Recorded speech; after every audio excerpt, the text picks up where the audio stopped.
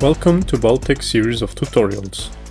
In this tutorial, we'll see how to change the language, date and time settings on the HPP-25 process controller.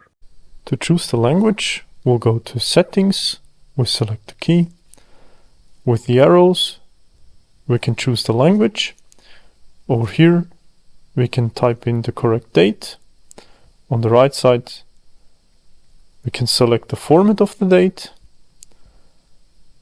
Then over here, we can put in the correct time.